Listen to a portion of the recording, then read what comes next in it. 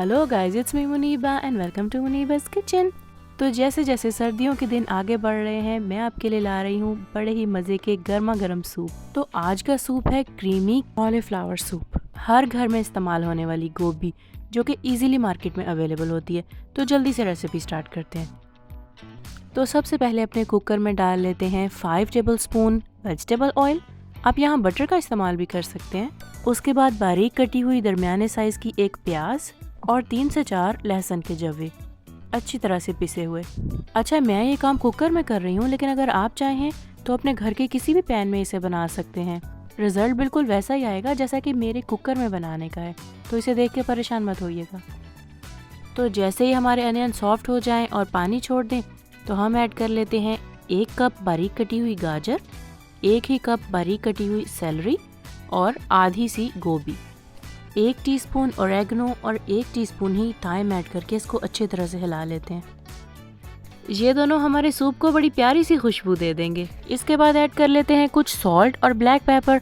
ये आप अपनी टेस्ट के हिसाब से ऐड कीजिएगा। तो अब मैं 10 मिनट के लिए कुकर को बंद करती हूँ ताकि हमारी ये गोभी अच्छी तरह से सॉफ्ट हो जाए। तो जी 10 मिनट के बाद ऐड कर लेते हैं आधा कप क्रीम और 4 कप चिकन की यखनी के, चिकन ब्रॉथ के। अगर आप क्रीम ना इस्तेमाल करना चाहें तो उसकी जगह पे 1 कप दूध का भी ऐड कर सकते हैं। अच्छा, जिन 2-3 बोटियों की आपने यखनी बनाई होगी ना, उनको बारीक बारीक रेशों में काट के एक साइड पे रख लीजिए। उनका इस्तेमाल हम रेसिपी के एंड में करने वाले हैं। तो जैसे ही इस मिल्क और यखनी में एक बॉयल आ जाता है, मैं इसको खोल के सब वेजिटेबल एक अलग बाउल में निकालती हूँ और इसको अच्छी तरह से पीस लेती हूँ। क्योंकि सूप पीते हुए अच्छा नहीं लगेगा ना कि कैरेट, सेलरी, कॉलीफ्लावर इन सब के छोटे छोटे पीसेस आपके मुंह में आ रहे हों। तो इनको अच्छी तरह से पीस के वापस अपने सूप में डाल लीजिए। तो अब अपने सूप को कुछ थिक करने के लिए ऐड कर लेते हैं इसमें 2 चम्मच कॉर्न स्टार्च के। तो सबसे पहले आधा कप सूप एक अलग बर्तन में निकालिए और उसमें डाल लीजिए 2 टेबलस्पून कॉर्न स्टार्च के और इसको अच्छी तरह से मिक्स कर लीजिए। और उसके बाद इस मिक्सचर को ऐड कीजिए अपने सूप में।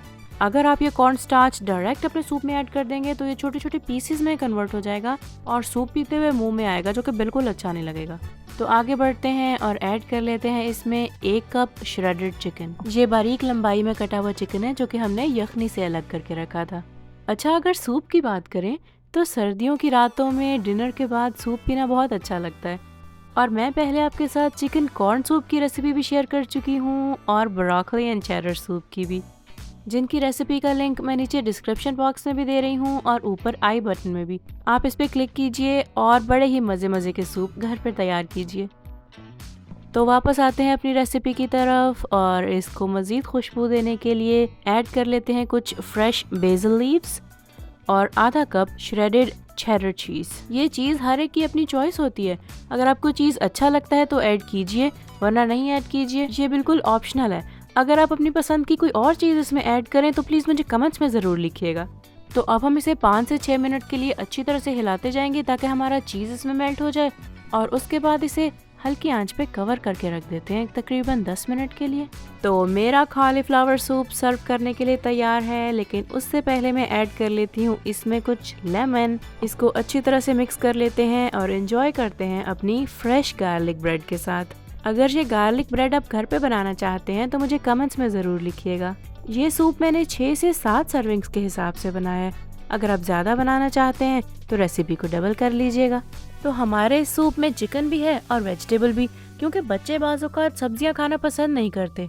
तो अगर आप मेरी रेसिपी को फॉलो करते हुए इस कॉलीफ्लावर को ग्राइंड करके डालेंगे तो सब्जी भी खाई जाएगी और मज़ा भी बहुत भरपूर आएगा। तो कैसी लगी आज के सूप की रेसिपी?